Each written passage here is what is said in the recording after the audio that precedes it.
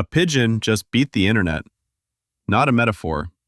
In September of 2009, a bird named Winston carried 4 gigabytes of data across South Africa faster than the country's biggest broadband provider could move the same file down a wire. And the terrifying part? The internet was designed to let this happen.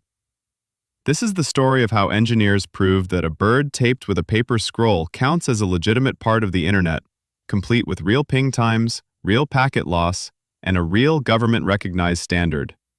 We're counting up to the single most humiliating defeat modern networking ever suffered, where a feathered animal made a telecom giant look like a dial-up modem.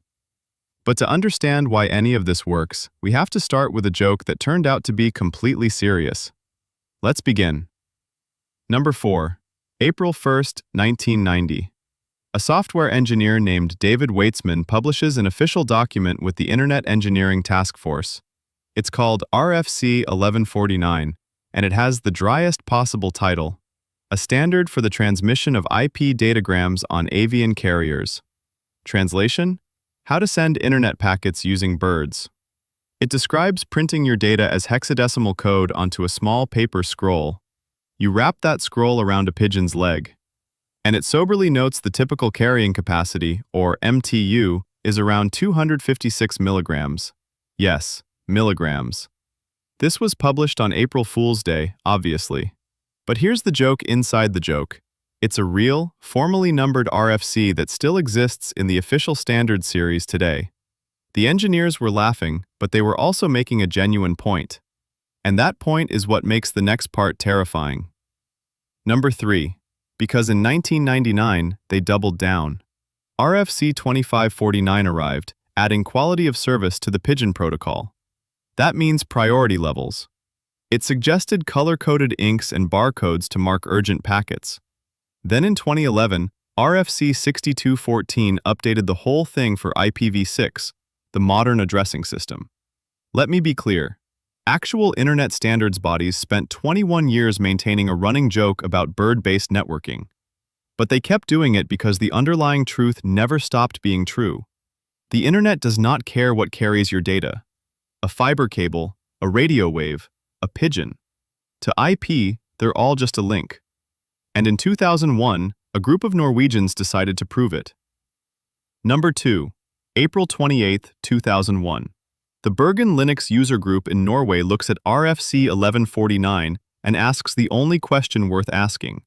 What if we actually did this? So they did. They set up 2 computers with real Linux networking. They printed IP packets as hex code. They strapped them to pigeons. The birds flew between locations. On arrival, they scanned the paper and used OCR software to read the code back into a computer. Then they ran a ping test, the basic command that measures how long a signal takes to travel and return. And it worked. The ping came back. Real internet packets had traveled by bird. But the numbers are gloriously insane. Their log shows 9 packets sent, 4 received, 55% packet loss. And the round-trip time? One reading clocked in at 6,388,000 milliseconds. That's about 106 minutes. Per ping. Some pigeons just flew off and never delivered anything, which honestly is the most relatable networking failure I've ever heard of. But they'd proven it. IP over pigeon was real. And that opened the door to a much more embarrassing question.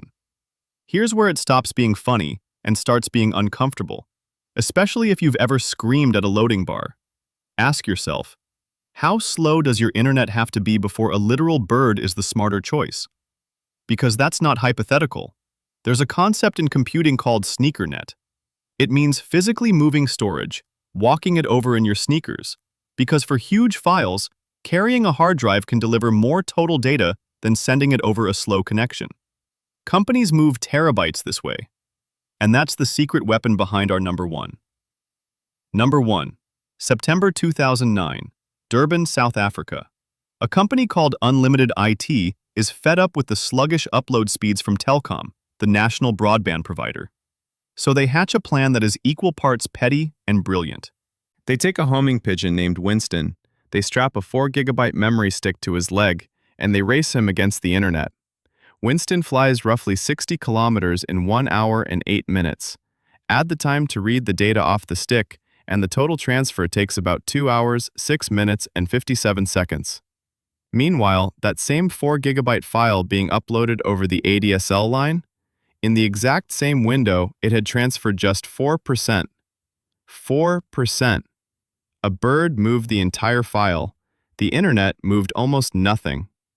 This story went global, covered by Reuters, the BBC, and Wired.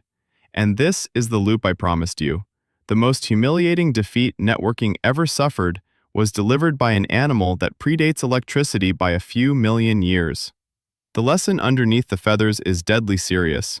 It's why researchers built delay-tolerant networking and the bundle protocol, formal systems for networks with brutal delays, like communicating across deep space. The pigeon isn't the punchline, the pigeon is the proof. So here's the thing worth repeating. The internet was never really about wires. It was always about the willingness to carry a message from one place to another, no matter how ridiculous the messenger. If a duct-taped bird can join the internet, maybe the network is a lot bigger and a lot weirder than we ever thought. If your brain just short-circuited a little, tap that like button and subscribe. And if you want more stories where absurd ideas turn out to be genius, go watch our video on the sneaker net that moved data by truck faster than fiber. Your loading bar will never look the same again.